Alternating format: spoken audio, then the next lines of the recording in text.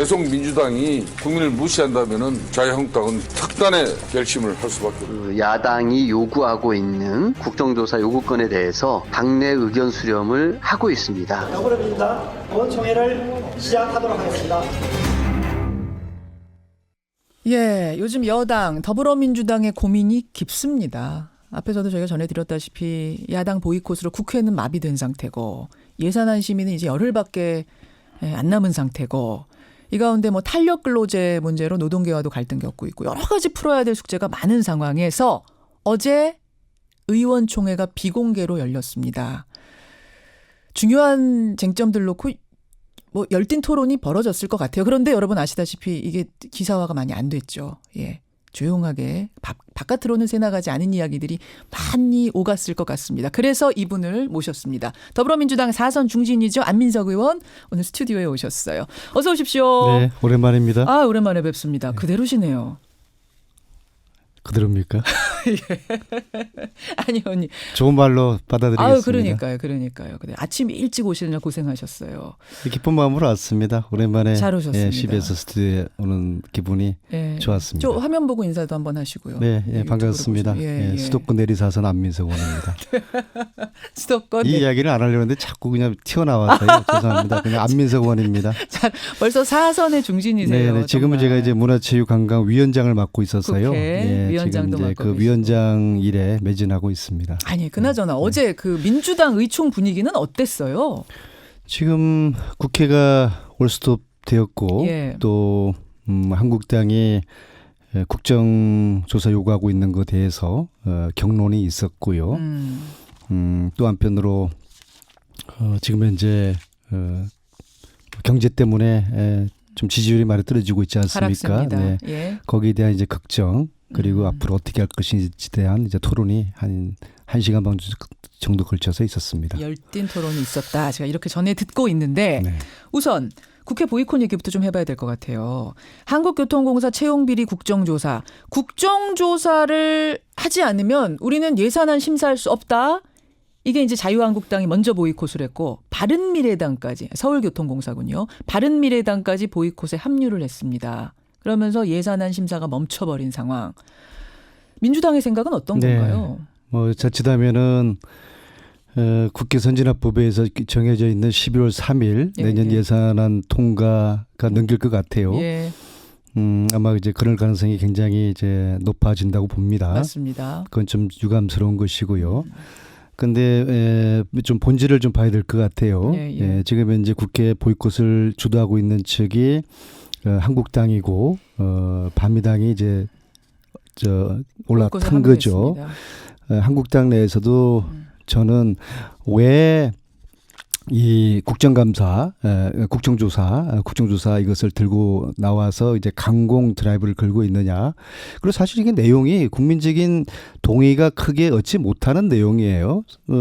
채용 비리면은 젊은 층들이 많이 좀 민감해하는 문제 아니에요? 이제 채용 비리는 있었고요. 예, 그렇다고 예. 그러면은 전체적으로 예. 전수조사를 일단 감사원이 해서 그 예. 결과를 보고서 국정조사를 해야 될 것인지 말 것인지에 대한 판단을 해도 늦지 않다고 자, 보거든요. 여기서 그러면 좀 잠깐 팩트 네, 정리할게. 네. 민주당은 국정조사를 하지 말잡니까? 아니면 감사 결과 보고 나서 심각하면 하잡니까? 지금 야당이 예. 합리적인 요구를 하면 저희들이 수용할 수가 있는데 예. 이것은 내년 예산안 심의 그리고 특히 중요한 민생개혁 법안 심의를 앞두고서 예. 국회를 올스톱 시킨 건 너무 과하다는 그런 입장이고요. 특히 그 속에서 저는 예. 김성태 원내대표의 향후의 진로와 관련돼 있다고 봅니다. 무슨 말씀이냐면요. 김성태 원내대표는 당권에 도전하게 될 것입니다. 전당대회. 그리고 사실 지금 한국당 내에는 이렇다 할 만한 당권의 유력 주자가 지금 없거든요. 그렇죠.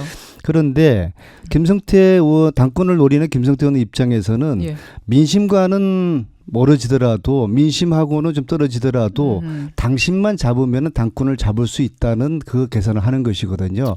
그랬을 때 김성태 원내대표가 지금 쓸 수 있는 건 이미 원내대표로서의 임기가 예. 한 달 채 안 남았거든요. 그렇죠. 이제는 이 상태에서 가면은 아마 한국당 당원들이 원내대표 김성태에 대한 평가를 이렇게 후하게 하지 않을 겁니다. 그래서 마지막에 쓸 수 있는 카드를 쓴 게 바로 지금 이 지점이라고 보거든요. 그렇기 때문에 저는 이 강공 드라이브는 벼랑 끝까지 저는 갈 거라고 봅니다. 그래서 저희들이 어떠한 좀 그 유연한 좀 대안을 논의를 해도 제2의 제3의 또 다른 카드가 나와서 김성태 원내대표 입장에서 사실 실질적으로 뭐 김병준 비대위원장은 굴러온 돌이고 실질적으로 당의 헤게모니는 김성태 원내대표가 가지고 있다고 있죠. 보면은 그분이 앞으로 당권 진로와 관련해서 이 문제를 지금 바라보면은 좀 전체적인 흐름이 보일 것 같습니다. 그렇게 정치적인 지금 계산을 하고 네, 저는 나온 그렇게 강공 보고 드라이브다. 있습니다. 왜냐하면 저는 김성태 의원님을 예. 비교적 잘 아는 편이거든요. 개인적으로도 잘 잘 아시죠. 알고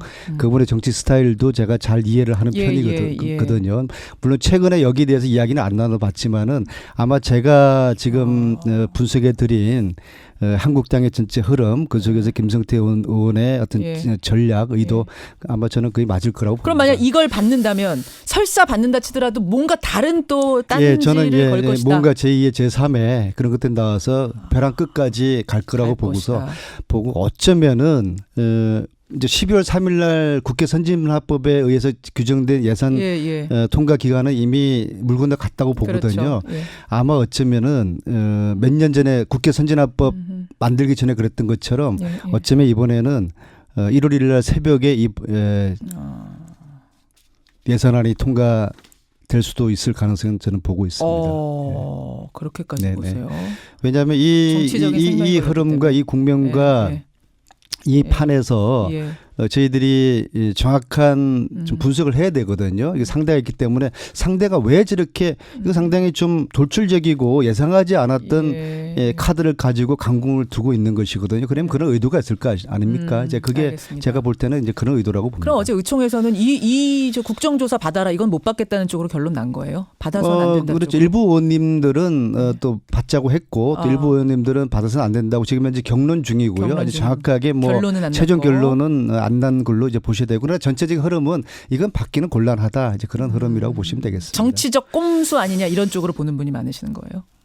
거기까지 다른 의원님들은 그런 생각은 별로 안 하시는 것 같은데 제가 볼 때는 그렇습니다. 김성태 의원님을 잘 아는 안민석 의원의 분석은 그렇습니다. 알겠습니다. 또 하나 민주당의 이제 걱정거리가 지금 뭐 문자도 많이 들어옵니다만 이재명 지사를 둘러싼 논란이에요. 이 얘기는 안 나왔어요 어제 의총에서? 네, 전혀 안 나왔습니다. 전혀 안 나왔어요? 이것은 마치 서로가 꺼내기 불편한 그런 지금 이야기가 되고 있고요.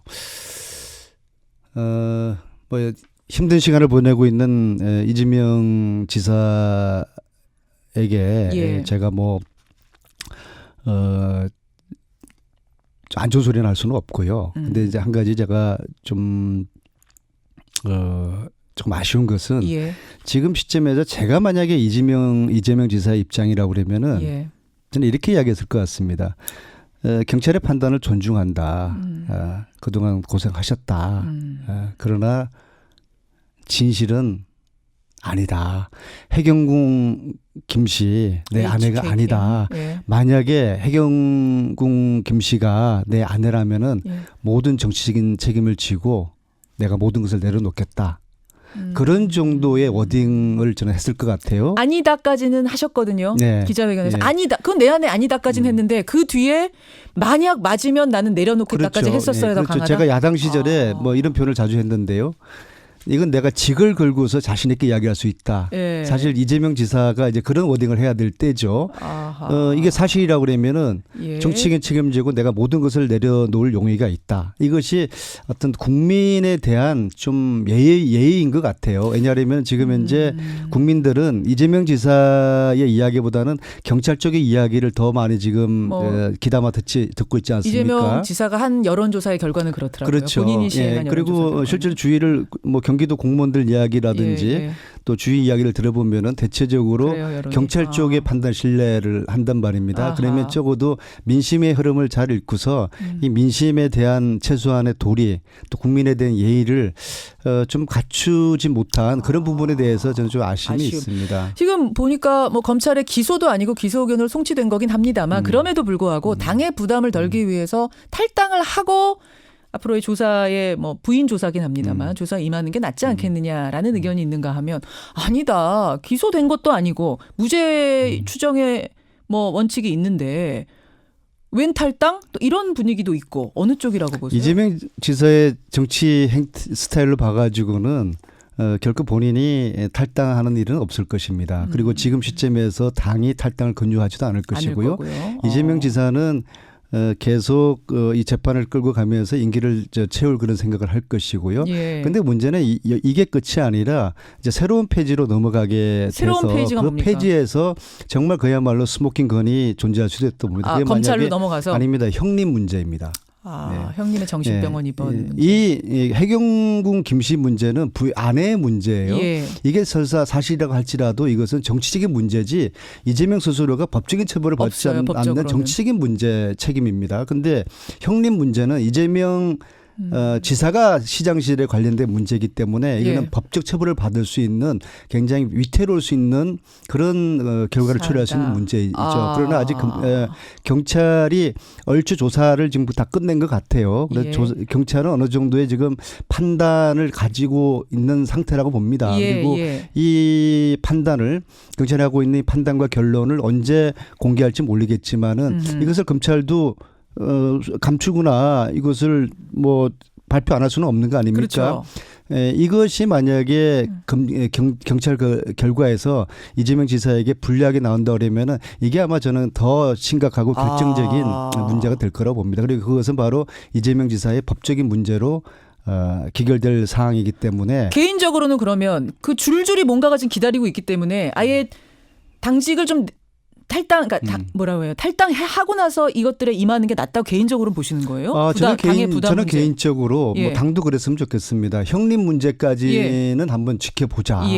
거기까지가 이제 저의 개인적인 생각이고 당도 아마 그런 판단을 지금 하는 것이 현명할 거라고 봅니다. 알겠습니다. 안민석 의원 민주당 4선 중진 만나고 있습니다. 한 1분 정도 남았는데 제가 이거 하나만 꼭 좀 여쭐게요. 안 의원님.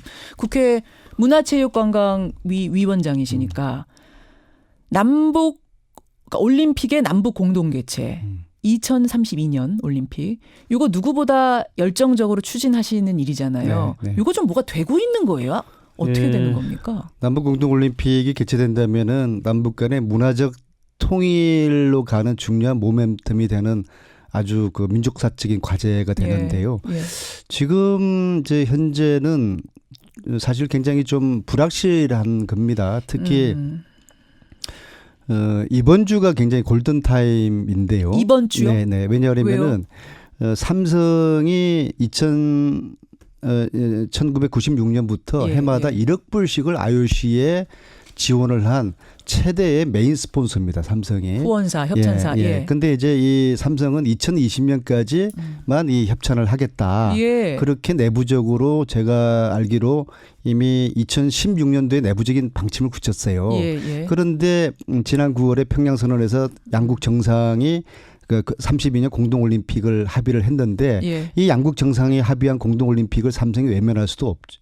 외면하기 어려울 겁니다.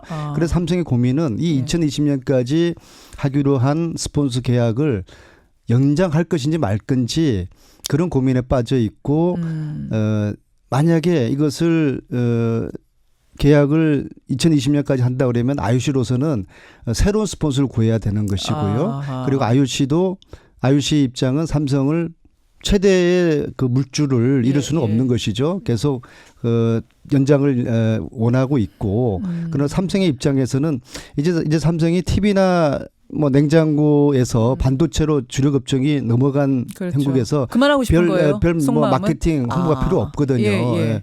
그래서 이번 주까지 이 문제를 IOC에 통보를 해줘야 되는 걸로 알고 있습니다. 그래서 삼성이 메인 스폰서로서 계속 할지 말지에 대한 결정이 이번 주에 어떻게 결정이 되느냐가 앞으로 올림픽 유치에 있어가지고 영향을 미칠 수 있는 좀 중요한. 그 말씀은 지금 굉장히 돌려 말씀하셨는데 IOC에서 그 부분을 굉장히 중요시 보면서 남북에다가 공동개최권 줄지 말지를 계산하고 있을 수도 있다.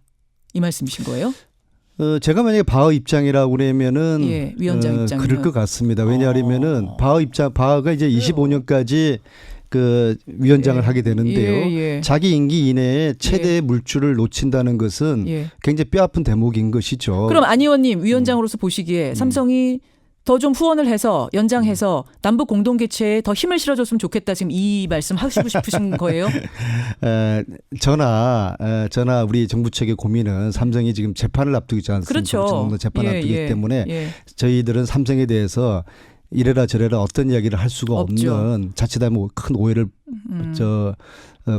받을 수가 있고 자칫하면 삼성 봐주게 하는 거 아니냐 예, 그런 예. 오해를 받고 있기 때문에 좀 난처한 이거 전적으로 상황이겠군요. 이제 삼성이 판단할 몫이죠. 하지만 중요한 시점이긴 하다 이번 주가. 네, 이번 주가 골든 타임입니다. 지금 그렇게 돌아가고 있군요. 앞으로 올림픽 개최까지 여러 번의 골든 타임을 거치게 알겠습니다. 되는데 첫 번째 골든 타임이 이번 주 삼성 스폰서 계약을 연장할지 말지 그거라고 상황이 저는 보고 궁금했는데 있습니다. 예, 오늘 어떤 돌아가는 상황인지 알아들었네요. 예, 안민석 의원님 고맙습니다. 네, 감사합니다. 민주당 안민석 의원이었습니다.